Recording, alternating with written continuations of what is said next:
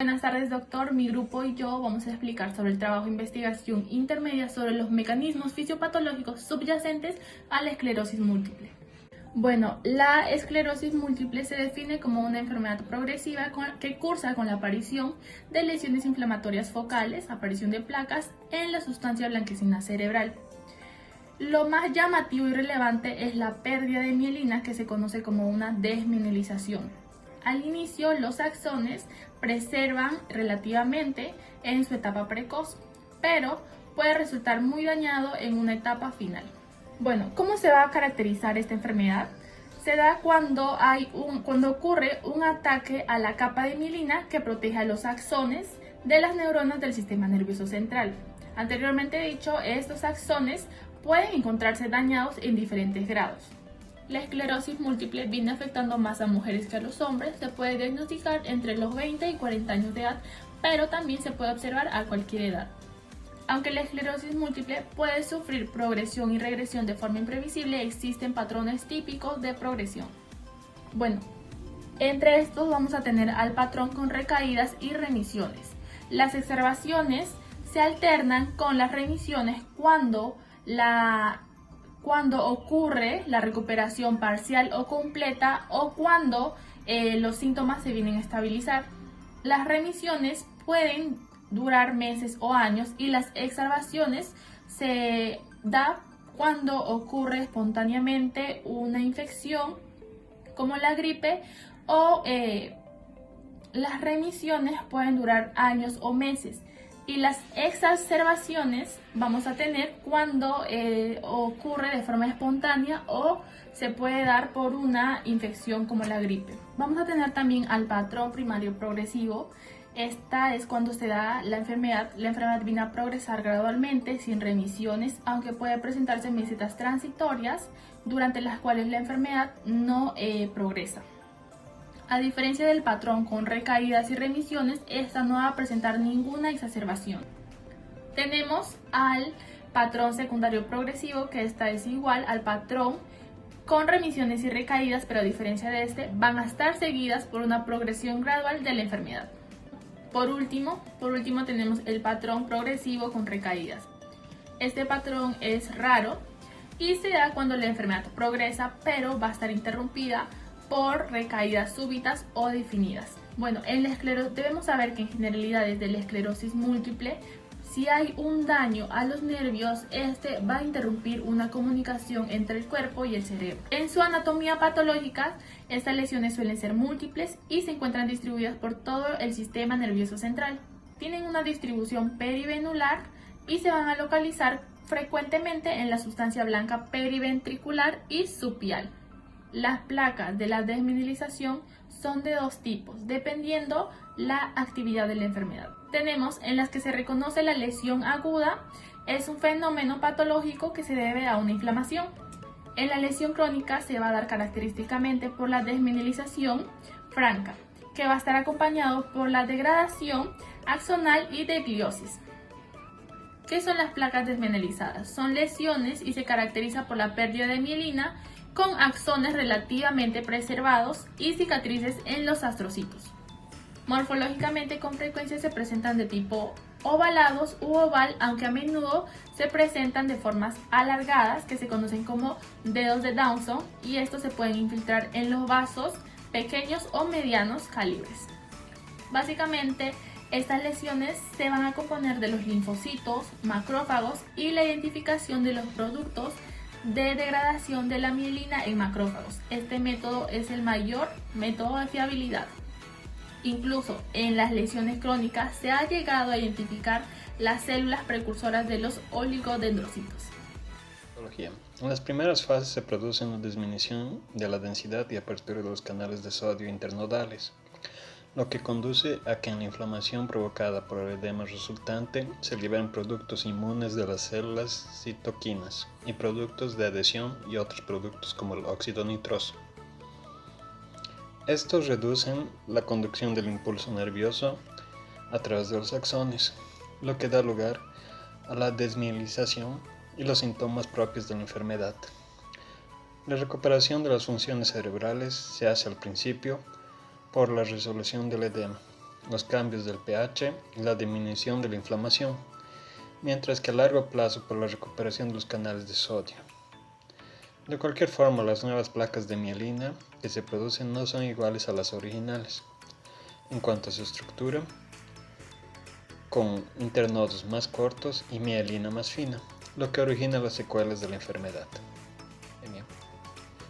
Un factor ambiental no conocido que provocarían las células T autorreactivas tras un periodo de latencia de 10 a 20 años, según algunos autores, serían activadas por un factor sistémico local.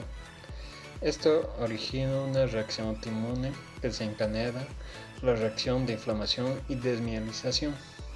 Los anticuerpos contra los antígenos que se encuentran en la sustancia blanca y oligodendrocitos pueden ser la causa de la desmielización directa por inmunidad celular, bien por la activación del complemento que iniciará una citólisis, encontrándose fragmentos de anticuerpos contra la proteína básica de la mielina en los pacientes afectos de esclerosis múltiple.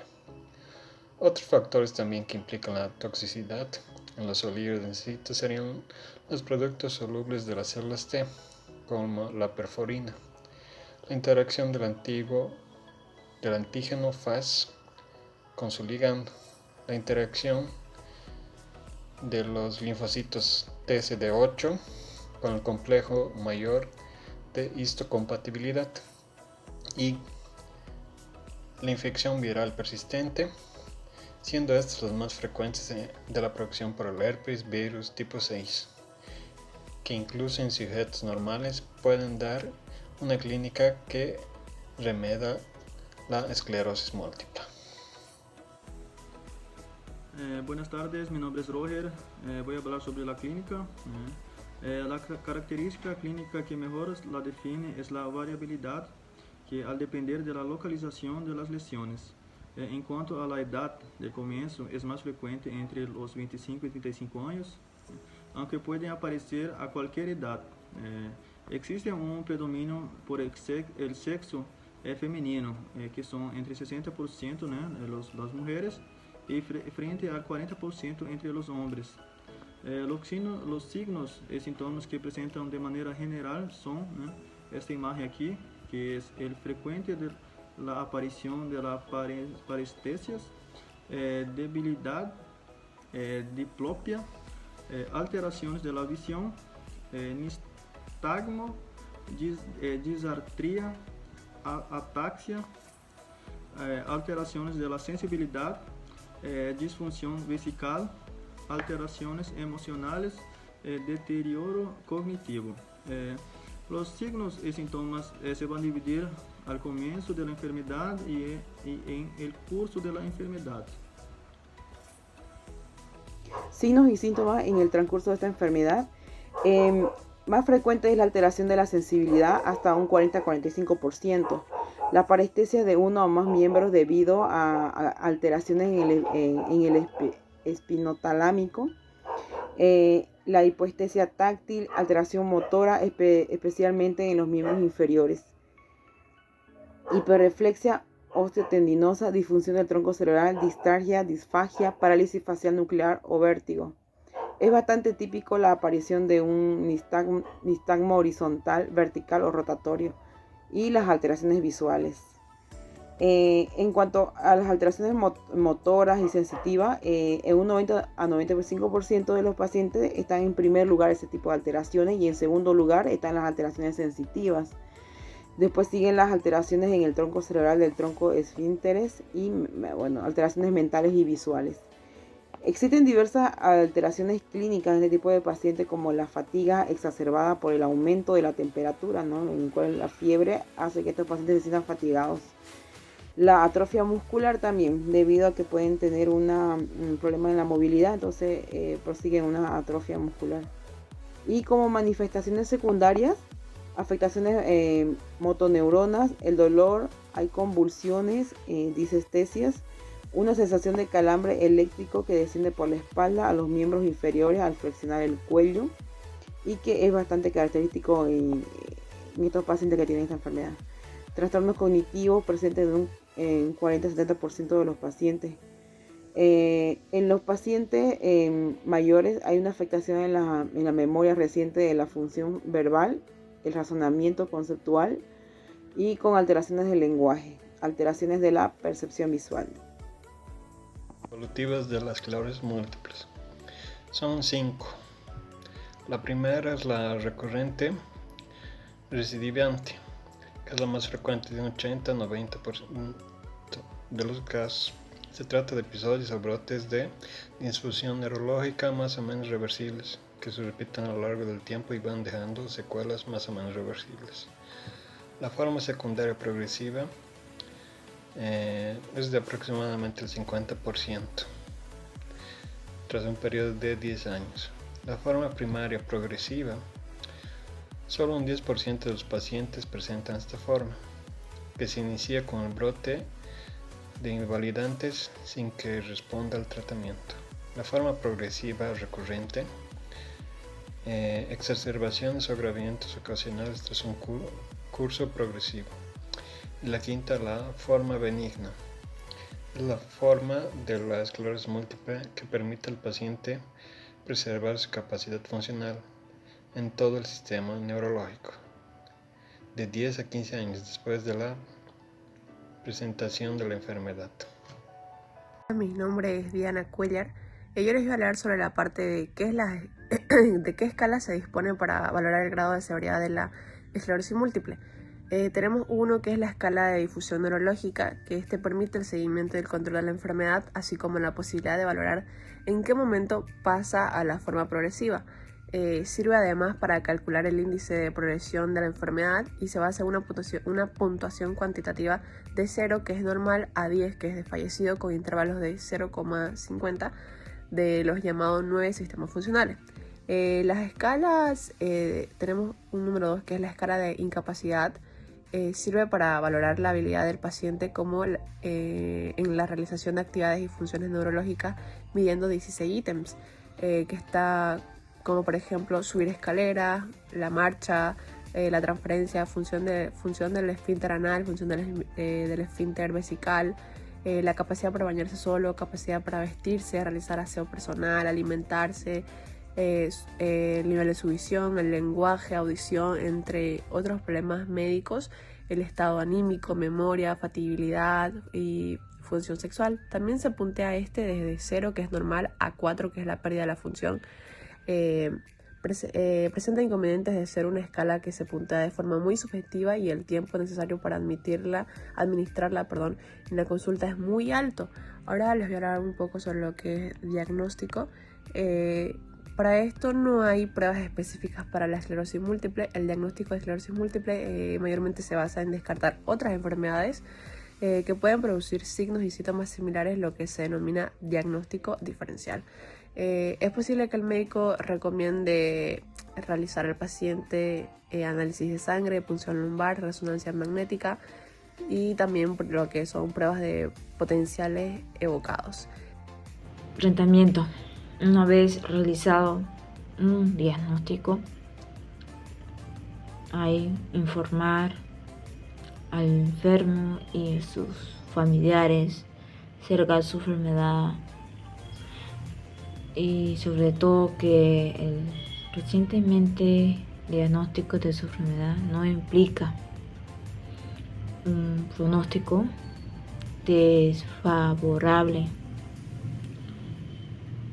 Es recomendable evitar las exposiciones a enfermedades virales. También es importante que el paciente pueda sentirse partícipe en todas las decisiones en cuanto a la prueba de su diagnóstico, tratamiento, y también se debe realizar un acceso fácil sobre su salud mental, que presenta un apoyo psicológico a los pacientes y a sus familiares, al igual que al personal de rehabilitación, que previamente los pacientes necesitan fisioterapia. Bueno, los tratamientos se concretan básicamente en 3 pilares: tratamiento farmacológico con base inmunológica para evitar y retardar la aparición de brote. El tratamiento sintomático y realidad y otra forma de tratamiento. También voy a explicar conclusiones. La esclerosis múltiple es una enfermedad crónica que cursa en brote, cuyo pronóstico es individual. También su patología es conocida, aunque se implica un factor genético que interactúa con otro factor ambiental. El diagnóstico que se debe sospechar tempranamente las manifestaciones clínicas. También se debe realizar otros diagnósticos diferenciales como otros procesos y con otros síntomas que no constituye brote. Se debe informar claramente al enfermo y sus familiares acerca de la enfermedad. El abordaje integral en el enfermo debe realizar multiplicar. El tratamiento de brote agudo no se debe demorar más de 48 o 82 minutos o horas, y se debe empezar por corticoides o alta dosis.